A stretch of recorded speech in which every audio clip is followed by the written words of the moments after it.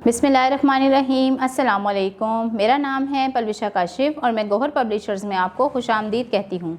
हमारा मोटो है redefining the geography of education through digital resources for conceptual learning. आज हम पढ़ेंगे गौहर माशरत उलूम जमात चहारम का बाब नंबर 5 ज्योग्राफी। अब आ जाते हैं नंबर 2 ज़लज़ले यानी अर्थक्वेक।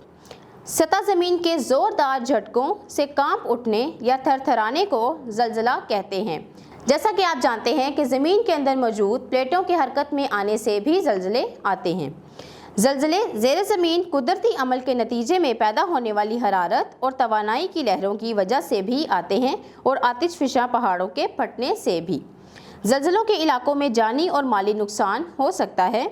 8 अक्टूबर 2005 को पाकिस्तान के शुमाली इलाका जात में आने वाले ज़लज़ले से बहुत जानी और माली नुकसान हुआ।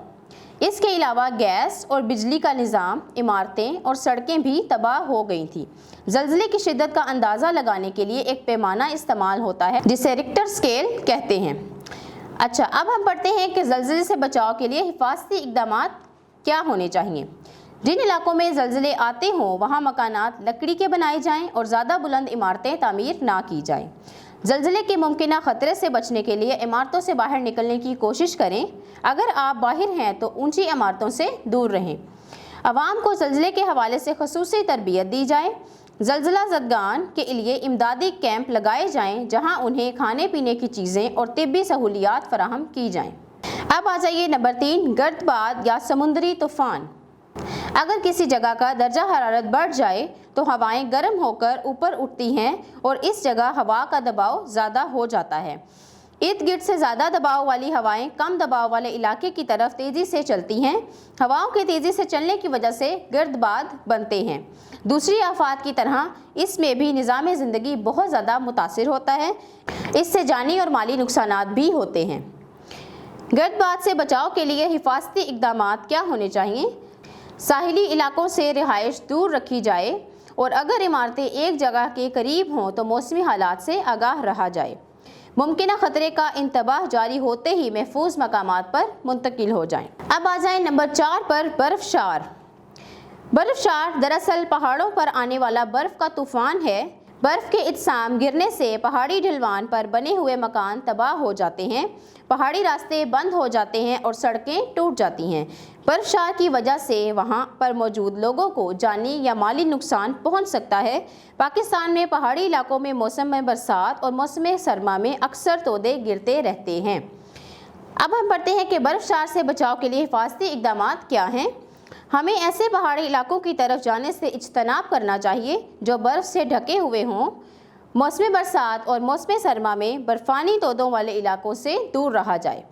पहाड़ी इलाकों में मौजूद जंगलात के कटाव को रोका जाए और ख़तरे की सूरत में महफूज जगह पर मुंतकिल हो जाए।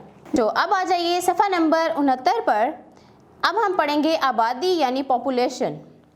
कोई भी मुल्क, सूबा, शहर, कस्बा या गांव इंसानों से ही आबाद होता है।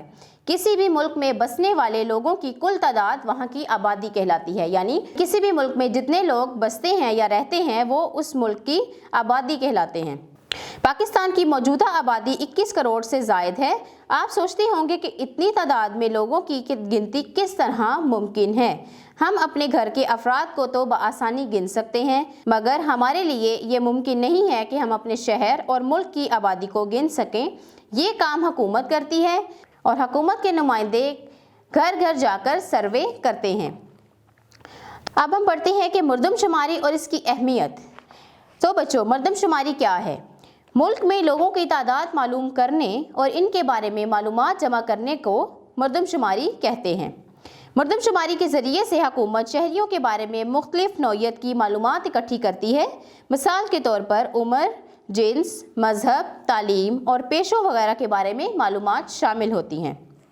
पाकिस्तान में अमूमन हर 10 साल के बाद मरदमशुमारी होती रही है। हुकूमत ने 1951 में मुल्क में पहली मरदमशुमारी करवाई। 2011 में मरदमशुमारी की जिम्मेदारी अदारा बराए शुमारियात के सुपुर्द की गई। अदारा बराए शुमारियात ने 2017 में मुल्क में छठी मरदमशुमारी करवाई। किसी भी मुल्क के लिए मरदमशुमारी बहुत अहमियत की हामिल होती है। ये मुल्क में रहने वाले अफराद के बारे में एक मुकम्मल तस्वीर پیش کرتی ہے۔ مردم شماری سے حاصل ہونے والی معلومات کی مدد سے ملک کے مختلف صوبوں اور علاقوں کا موازنہ کیا جا سکتا ہے۔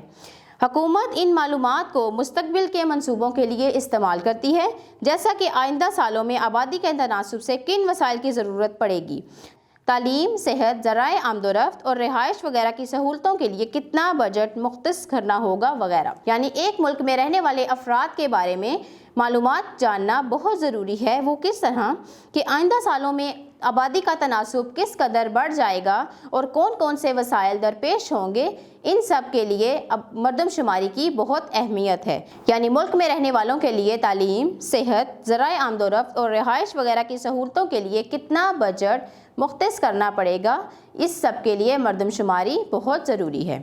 جی بچوں، تو امید کرتی ہوں کہ آپ کو ویڈیو لیسن کی سمجھ آ چکی ہوگی۔ نیکسٹ ویڈیو لیسن تک کے لیے مجھے اجازت دیجیے اور اپنا بہت زیادہ خیال رکھیں۔ اللہ حافظ۔